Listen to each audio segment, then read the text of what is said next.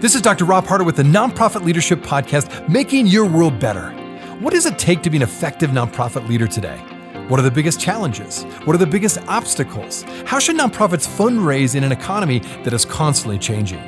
All of these reasons combined led me to start this show. And it's my hope that through this series, people can learn not only what it takes to be an effective nonprofit organization, but to hear from effective leaders who are successfully making a positive impact in their communities. We hope you enjoy the show as together we hear how they are making their world better. A healthy work-life balance. When you hear that phrase, what goes through your mind? It's impossible, maybe, or that's just a myth. Or perhaps you know firsthand the pain of how your work negatively impacted your marriage, your family, or your personal life. Well, this topic is certainly not new. But I do believe that in our new work-from-home, Zoom calls, always online world that we're living in now, the hard edges between work and home have become even more difficult to define. And on top of that, it does seem that for nonprofit leaders, the issue of finding a healthy balance between work and home is particularly challenging. Well, my guest today has just written a book about this very topic.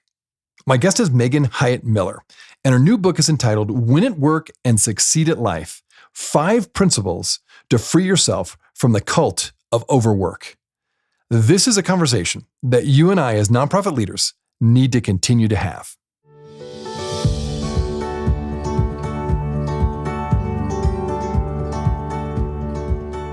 Well, Megan, thanks so much for being on the show today.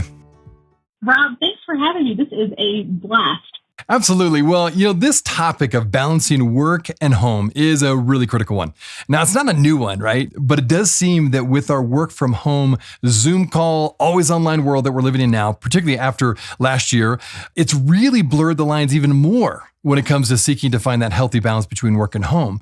So before we dive into the topic, though, I just think for my listeners' sake, could you give us a bit of your background, both career-wise and experience-wise, just so they get a sense of who you are and where you're coming from?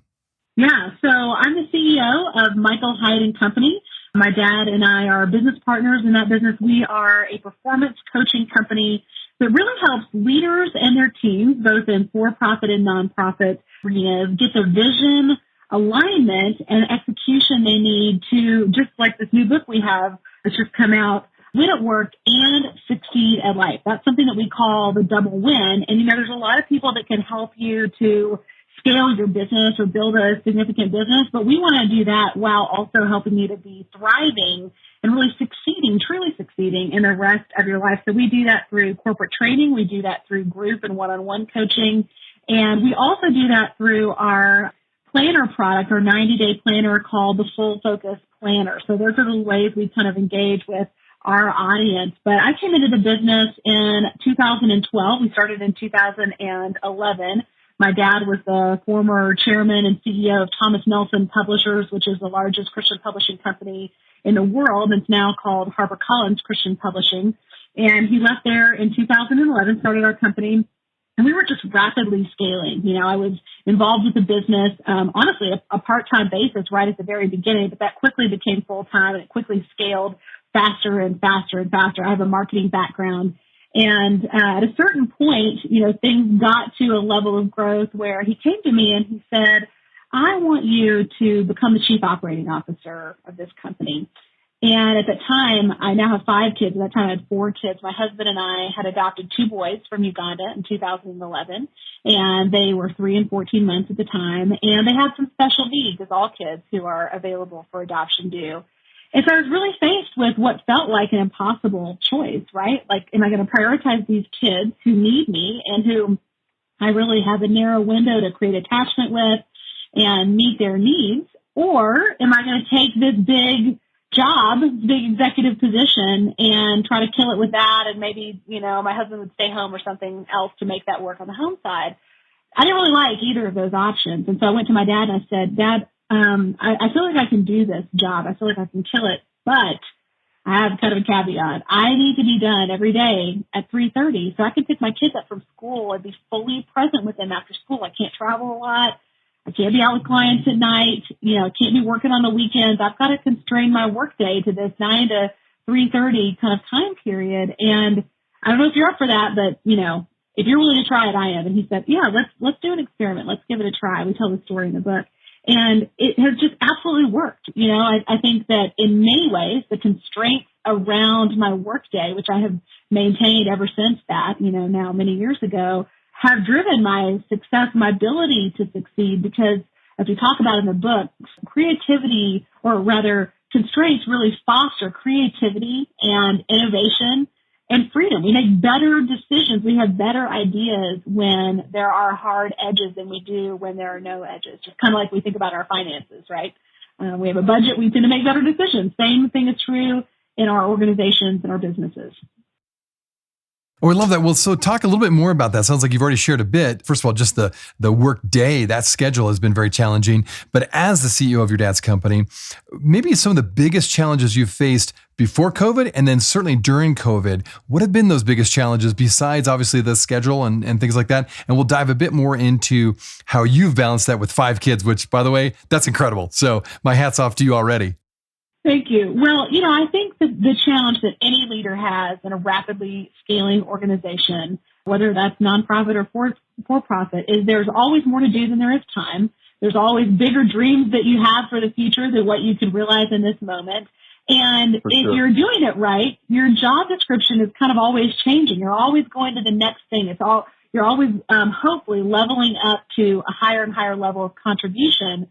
And the question becomes, how do you do that if you're still hanging on to all the stuff you did previously? So I think my challenge has been, as I've moved from the chief operating officer to the CEO role, is, okay, what am I going to let go of that I was doing that was really important and is still very important for the business, but I can give to someone else so that I can be focused on, driving the future vision of the company and executing on that vision. And so that, I think, has just overall been the biggest challenge. I think in COVID, the biggest challenge were a couple of things. For our team, it was all of a sudden we went to a remote work environment, which was not a big deal for us because we had been doing that in a kind of hybrid form for a long time. But the difference was all the kids were home, right? There's no daycare, there's no babysitters, there's no school. The kids are doing school remotely, and all of a sudden the work and professional or work and personal worlds just absolutely collided.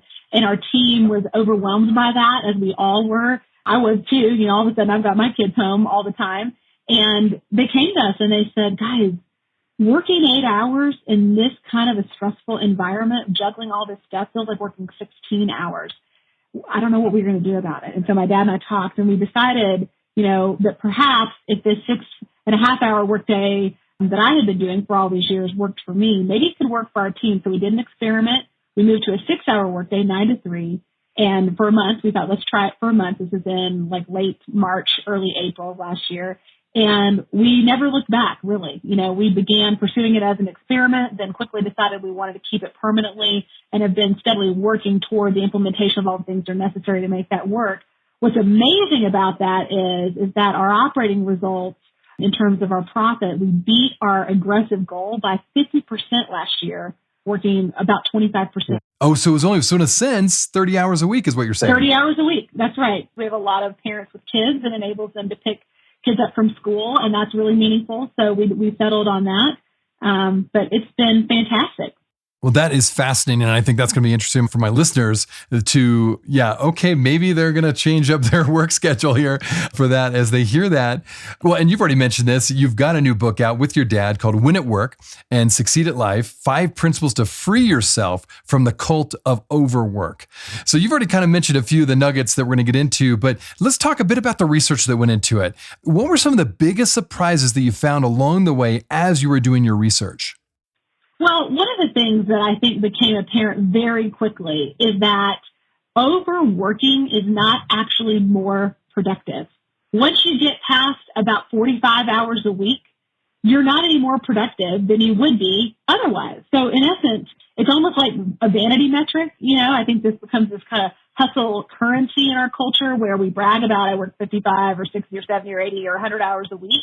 But in reality, there's a law of diminishing returns that is taking place. And that's very clear in the research that it's just, we really get 5 to 6 hours of truly productive work per day. And the rest is kind of junk time, which is why we felt confident going to the 6-hour workday. And by the way, that's not the premise of the book, is that everybody needs to go to the 6-hour workday. That for us is what this looked like. It's not necessary or prerequisite in any way. You can certainly work a regular 40-hour week or whatever, but that you're really not getting gains if you're working past kind of a normal, reasonable number of hours. And so then it begs the question, well, gosh, why are we doing it? And what can we do to stop doing it so that we really are as productive as possible? You know, I like to say, as I've been talking to people about this book, when we're talking about work-life balance, this is not kind of a soft and warm and fuzzy, like magazine cover article sort of a topic. This is really a performance strategy. So if you're someone who considers yourself a high achiever, you know you have an impact to make in the world through your ministry or your organization, and you're thinking about how can I do that? How can I just really maximize that? The things that we talk about in the book are really about making your work and your personal life work together to maximize your performance in both places. They don't have to be at odds with each other. And that's exciting to me, because I think the myth that we have been led to believe is that they are in conflict with one another and you have to choose. And that's just not true. I'm glad you mentioned that, because I would like to ask, this in your book, you seek to debunk that widely held belief that in order to be truly successful at work, it would be at the expense of your family. So you talk about this concept of double win, which you've already mentioned a bit. To define it again for my listeners, define that term double win, and then share more about your perspective on that. How can someone truly succeed at work and home? It sounds good, but how do you really do it? But how do we do it? Yeah.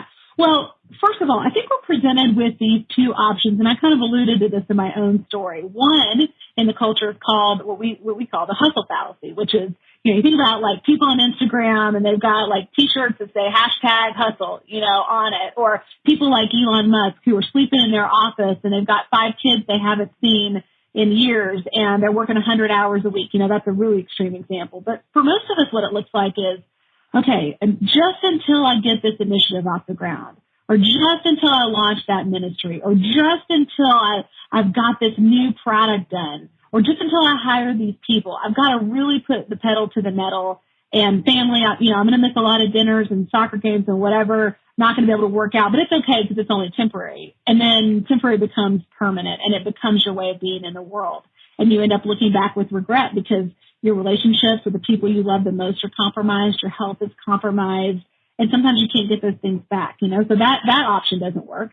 But then people look at that oftentimes and they say, no, I don't want that. Instead, here's this other option, which we call the ambition brake, which is where you tap the brake of your professional potential, ambition, your impact in the world. And you say, I'm willing to sacrifice that because I don't want to give up my relationship with my kids, my spouse, my family, my friends, my ability to, love on those people, my health, whatever. And so I'm going to tap the brake. The problem is both of those require a significant compromise, we think, that ends in regret. And so the double win says, no, neither of those are the best option. The third option is the way, and that is the idea that you can win at work and succeed at life. And it all really starts with this idea of defining what the double win means for you. We talk about in the book, really, that you look at 3 kind of areas of your life and start thinking in terms of non-negotiables, because we all know there is not enough time to do it all, right? We've all tried. It's always a failure. It always ends badly. There's not enough time, but there is enough time to do the most important things in your life, as long as that's not everything. And so we have to start making choices. So, for example, if we think about self-care, the basis for all, high performance, what for you are the non-negotiables in terms of your self-care? For me, that looks like I go to bed at 9 o'clock. You ask how I do it with 5 kids. That's a big part of it. Getting sleep is mission critical. And I know some of you guys have young kids, little kids that aren't sleeping, and I have been there, and that's tough. And thankfully, that's a season, so be kind to yourself on this one. But for those of you who are not, sleep is critical. I also exercise in the morning for 45 minutes, Monday through Friday, and we have a little home gym thanks to COVID. I drink 64 ounces of water a day. I've always got my big cup, full of water that I'm drinking. And then I plan my food for the day because I'm really prone to skip meals. And when I get too hungry, I turn into a not very nice person. Not to mention I don't make good choices, about all kinds of things, including my food. So that's self-care. And then the next area is relational priorities. What matters to you? If you can only do a few things relationally, And there's lots of things that you're going to decide that are negotiable. They're not mission critical for you. What is mission critical? For me, that looks like I've got to be home with my family having dinner 5 nights a week. Now, what we eat for dinner is not part of the non-negotiable. That could be Chick-fil-A on paper plates for all I care. It doesn't really matter. What matters is looking in my kids' eyes, right? It looks like Chick-fil-A sounds pretty good, though. That sounds good right now. I know, right?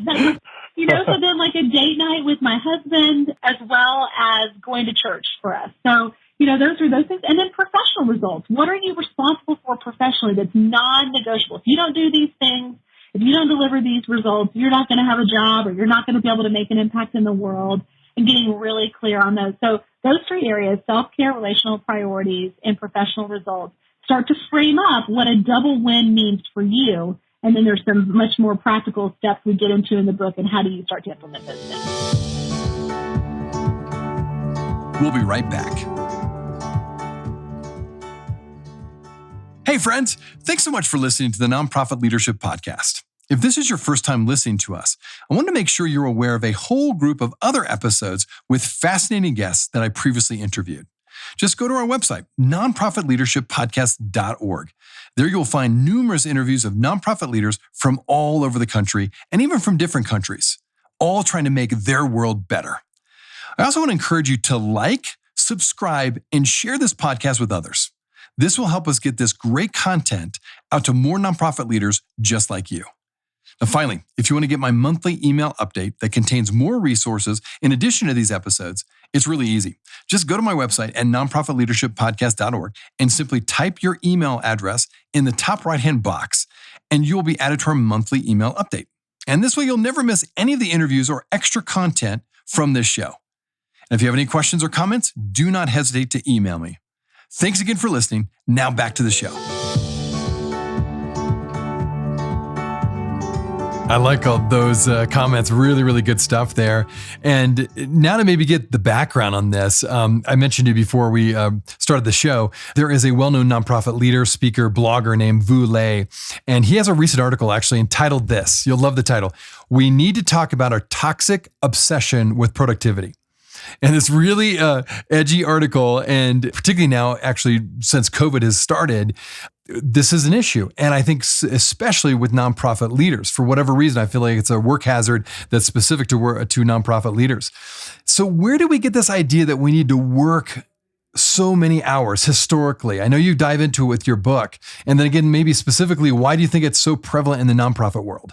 Yeah, well, I think the reason it's so prevalent in the nonprofit world is because there's so much at stake. I mean, the work that you all are doing in nonprofit, I mean, people's lives are at stake, people's futures are at stake. I mean, the work you're doing matters, and you know it. Like, real people are on the other side of that. It's not just nice if you do what you do for them. It can be life or death in one way or another. Changing the trajectory of people's lives, so the pressure of that sense of what's at stake, I think, can be crushing for people. So that's what I would say. In the book we talk about that really there are 5 ideas that we've accepted that are what we consider to be the cult of overwork. And the first one is that work provides the primary orientation of life. And this is just what in American and Western culture we've all been led to believe. This is the thing. We're either getting ready to work or we're working or recovering from working.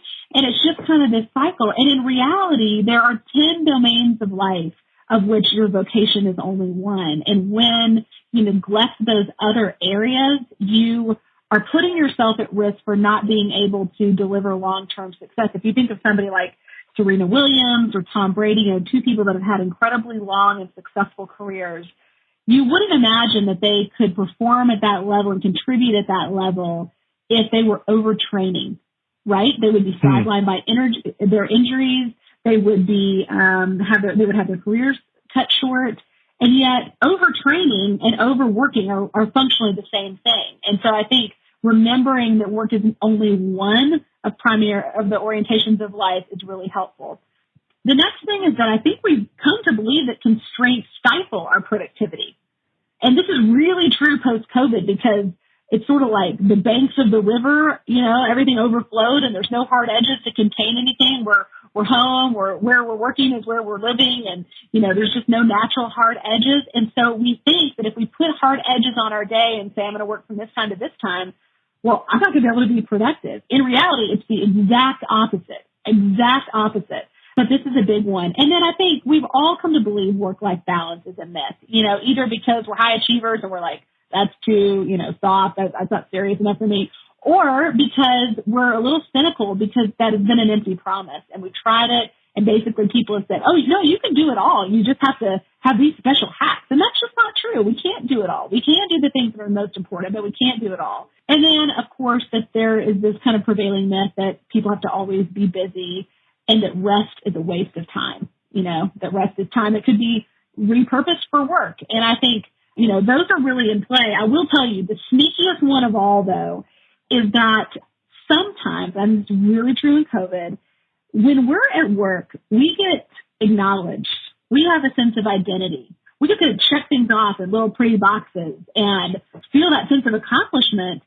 When we go home, I don't know about you, but when I go home to my 2-year-old as a 41-year-old mom, I'm like, whoa, I'm tired, and she's crazy and crawling all over everything, and I'm trying to make dinner, and, that I have to mentally prepare myself and have a conversation in my head that is really important work, but that's a long day. And she's an absolute joy, but she's exhausting, right? And sometimes whether it's you're caring for family members with chronic illness, or you have little kids or teenage kids, or maybe your marriage is tough. Sometimes home is hard, and it certainly doesn't have the kind of definable wins that our work does.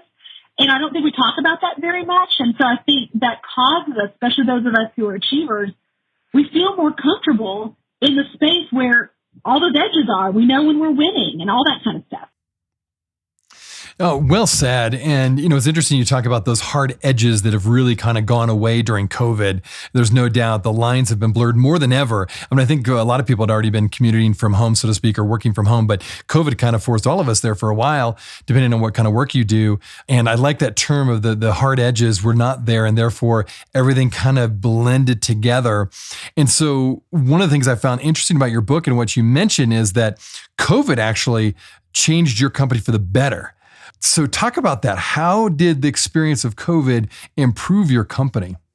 Well, I think a lot of leaders have had this experience in the last year. We've all been forced to accept the reality that our employees, our teams, our whole people, they have little kids. Now we've seen them on Zoom, right? They have spouses, they have dogs, they have real lives and real challenges that are all of a sudden colliding with their work. And I actually think that's really healthy. I think that we're better leaders when we understand holistically that our people are more than just the function they serve in our organizations. I think that is a healthy thing to take responsibility for in many ways. Part of what we're advocating for when we talk about winning at work and succeeding at life, this is not just for leaders. This is really for everybody on a team. Our hope is that leaders will read this book and they'll say, what would it look like to build a culture in which I set my team up to succeed in the rest of their life? When you have the ability as a leader to make choices like saying, guys, we're going to put some hard edges on our day, and I don't want to hear from you after 5 o'clock. It needs to be an emergency. Otherwise, I'm with my family. I expect that you're with your family or the people that you love, taking care of yourself and doing the other things in your life that are important. That is an unbelievable gift to people. And I think that's the invitation to all of us. And it doesn't mean we have to compromise our results. In fact, on the contrary, I think what you'll find if you're a leader is this is a performance strategy that will cause you to get better results, not the least of which is employee engagement, retention, recruitment, contribution, all those kinds of things. And that's certainly what we've seen at Michael Hyatt Company. That's interesting. I was just reading an article the other day that so many people now applying for jobs don't just ask about the job responsibilities, but they ask about the culture of the company that they're applying for. That's fascinating. I think that is a change, at least from my perspective, in the last couple of years. Now, going on back to you already mentioned you're a mom of 5 while being a CEO. Way to go. You're my new hero. True, that's incredible. Then maybe you could specifically talk to moms and dads of how you've been able to successfully find that balance in your busy world. What does it look like on a daily practical level? Yeah. Well, a couple of things. First of all, I know I can't do it all, and it requires help from other people. So I think that's really important. First and foremost, my husband. And I know not everybody's married who has kids. A lot of you guys are single parents raising kids, and that is a lot. So I just want to honor that. But if you are married, I think it's easy, particularly for women, to forget that we need to negotiate with our spouse about how we're going to handle the household responsibilities. I certainly, for years, tried to do all the professional stuff and be responsible for overseeing all the personal stuff. And my husband was always willing to help, but what was really overwhelming to me was the thinking through everything, all the planning, and we have kids with special needs, so that means that there's a whole other layer on top of that. And what we have learned to do over the last several years is to negotiate and say, okay, what's non-negotiable? Where do I feel like I make my greatest contribution as a mom? Where do I not? Where do neither of us make a good contribution? Maybe that's an opportunity to get some outside help. And again, I know not everybody can do that. In our situation, we're able to do that to a certain extent, and that's helpful. But I think most importantly, for example, doctor's appointments. I used to take the kids to every single doctor's appointment. A lot of moms do that. A lot of dads have never taken their kids to the doctor. I know a lot of you have, which is great. But, I looked at my husband one day and I said, what if we did this differently? And he was like, yeah, I could totally take the kids to the doctor. Like, my schedule's less crazy than yours is. I'm on a lot of interviews like this in my day, and it's harder to move things around. He said, I can do most of that. Let me do it. And I went, yeah. My kids are not going to feel like I was less of a mom because I wasn't there when they got their 2-year-old shots. Dad being there is great.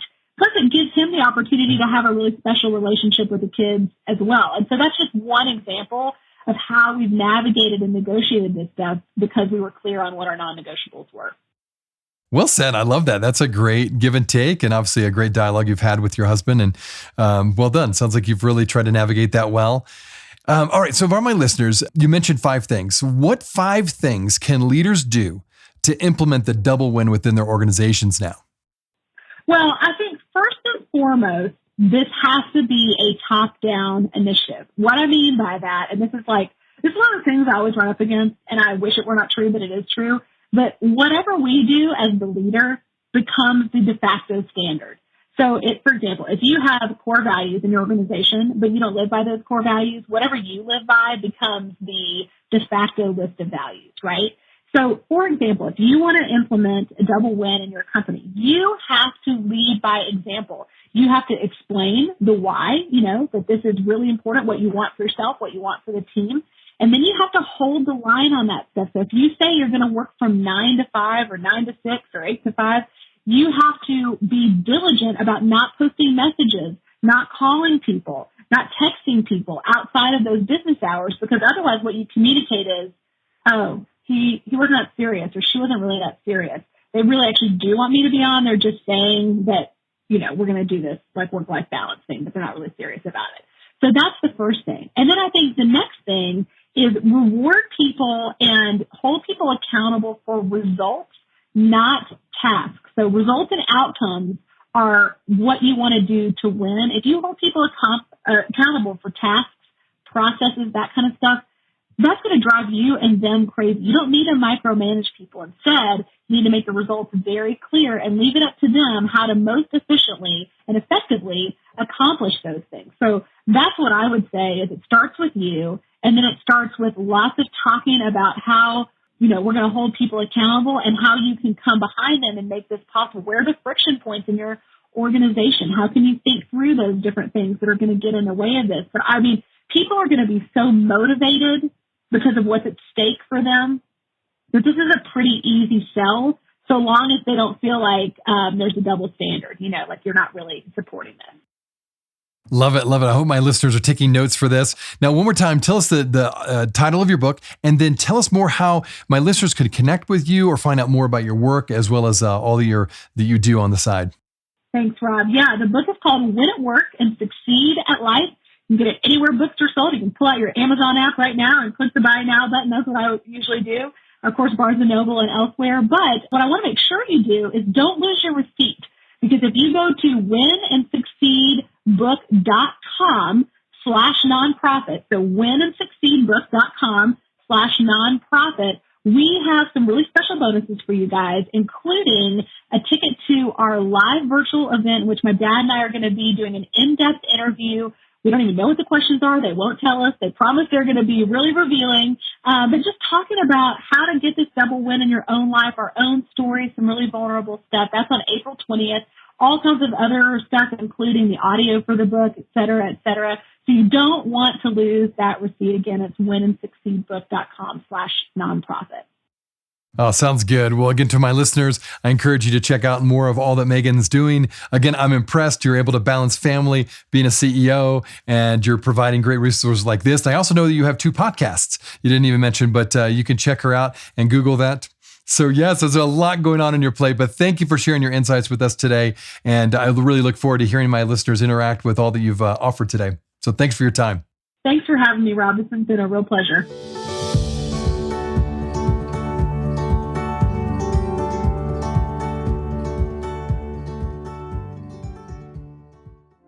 Hey friends, I wanted you to know that this podcast can be found on both iTunes and Spotify. If you're wondering how to find it, just type in the words Nonprofit Leadership Podcast and this podcast should show up. We also encourage you, when you go on iTunes, let us know what you think. Give us a review. Give us a rating. We would love to hear what you think of this podcast, and your feedback will help expand this podcast to get it out to as many people as possible. You can also find other resources and interviews of past guests on my website, nonprofitleadershippodcast.org. Again, that website is nonprofitleadershippodcast.org. Thanks again for listening, and until next time, keep making your world better.